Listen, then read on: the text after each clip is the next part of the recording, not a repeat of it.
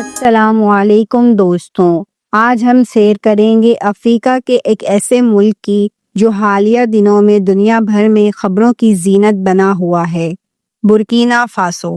یہ وہی سرزمین ہے جہاں کے نڈر اور بے خوف لیڈر ابراہیم تراورے نے امریکہ، اسرائیل اور فرانس کو دو ٹوک الفاظ میں کہہ دیا کہ مسلمانوں پر ظلم کا سلسلہ فوراً بند کر دو ورنہ انجام سنگین ہوگا۔ اس ویڈیو میں ہم نہ صرف اس ملک کی تاریخ اور دلچسپ حقائق آپ سے شیئر کریں گے بلکہ یہ بھی جانیں گے کہ ابراہیم تراورے کون ہے اور وہ کیسے اپنے ملک کی تقدیر بدلنے کی کوشش کر رہے ہیں۔ برکینا فاسو مغربی افریقہ کا ایک خوبصورت لیکن غریب ملک ہے۔ اس کا پرانا نام ریپبلک آف اپر والٹا تھا جو 14 اگست 1984 کو بدل کر موجودہ نام برکینا فاسو رکھا گیا۔ اس کا رقبہ تقریباً 2,74,200 مربع کلومیٹر ہے اور سائز کے لحاظ سے یہ دنیا کا 74واں بڑا ملک ہے۔ محل وقوع کی بات کریں تو شمال میں مالی، شمال مشرق میں نائجر، جنوب میں ٹوگو اور گھانا، جبکہ جنوب مغرب میں آئیوری کوسٹ ہے۔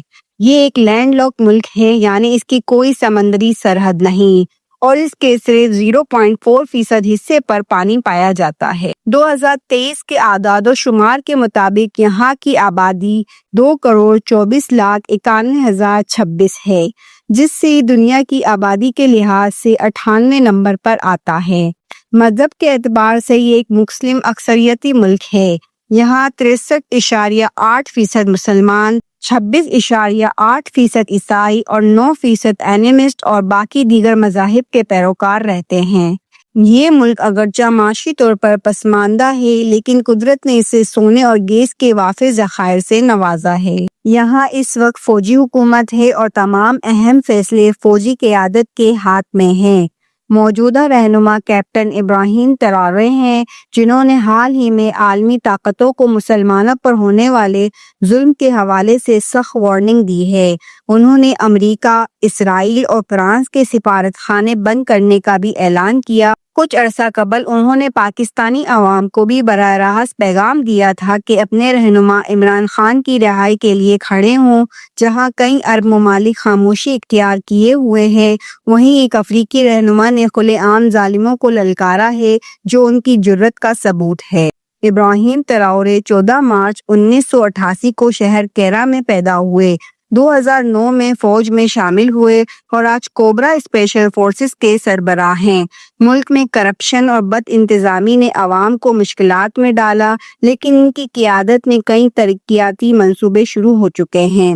مثال کے طور پر ٹماٹر کیچپ کے مقامی پیداوار میں اضافہ ہوا، کیونکہ یہ ملک ٹماٹر کی پیداوار میں نمایاں مقام رکھتا ہے۔ اسی طرح الیکٹرک گاڑیوں کی تیاری مقامی کمپنی آئٹم کے ذریعے ہو رہی ہے تاکہ ملکی معیشت کو مضبوط بنایا جا سکے۔ 2023 میں انہوں نے ایئر بورکینا کا آغاز کیا، جو بین الاقوامی سطح پر کام کرنے والی ان کی قومی ایئر لائن ہے اور سیاحت کو فروغ دے رہی ہے۔ صحت اور تعلیم کے شعبوں میں بھی بڑے منصوبے شروع کر دیے گئے ہیں، کیونکہ کسی ملک کی ترقی کا انحصار انہی دو ستونوں پر ہوتا ہے۔ 2024 میں انہوں نے ترکی سے جدید ڈرون اور ایئر کرافٹ حاصل کر کے فوجی طاقت میں اضافہ کیا۔ پانی کی قلت پر قابو پانے کے لیے ٹیوب ویل اور فلٹریشن پلانٹ لگائے جا رہے ہیں، جبکہ نئے روڈز اور سولر پاور کے منصوبے بھی جاری ہیں۔ یہ تمام اقدامات ان کی مخلص قیادت کا پتہ دیتے ہیں اور لگتا ہے کہ آنے والے برسوں میں برکینا فاسو ایک نئی پہچان کے ساتھ ابھرے گا۔ البتہ ان کا حالیہ روس کا دورہ عالمی سطح پر تنقید کا نشانہ بنا ہوا ہے، کیونکہ کچھ ممالک کا کہنا ہے کہ روس اور صدر پوٹن ان کی پشت پناہی کر رہے ہیں۔ آپ کا اس بارے میں کیا خیال ہے؟ کمنٹ میں ضرور بتائیں۔ برکینا فاسو کی موجودہ جی ڈی پی $22.2 بلین ہے اور فی کس آمدنی تقریباً $4,300 سالانہ ہے۔ شرح خواندگی صرف 28% ہے، لیکن اس میں تیزی سے بہتری آ رہی ہے۔ یہاں کا کالنگ کوڈ 226 اور انٹرنیٹ ڈومین BF. ہے۔ اس خطے میں انسانی آبادی کے آثار 1,300 سال قبل مسیح پرانے ہیں اور یہاں کے قبائل دنیا کے قدیم ترین قبائل میں شمار ہوتے ہیں۔ 52% لوگ شہروں میں جبکہ 48% لوگ دیہات میں رہتے ہیں۔ دارالحکومت واگاڈوگو نہ صرف ملک کا سب سے بڑا شہر ہے بلکہ یہ معاشی مرکز بھی ہے۔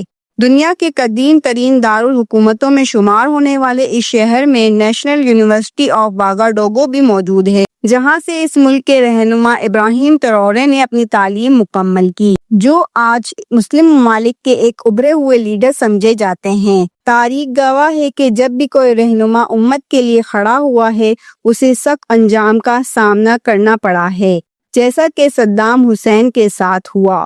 دعا ہے کہ اللہ ان کی حفاظت کرے اور انہیں ظالموں کے خلاف ڈٹے رہنے کی توفیق دے۔ دوستوں، برکینا فاسو کی کہانی آپ کو کیسی لگی؟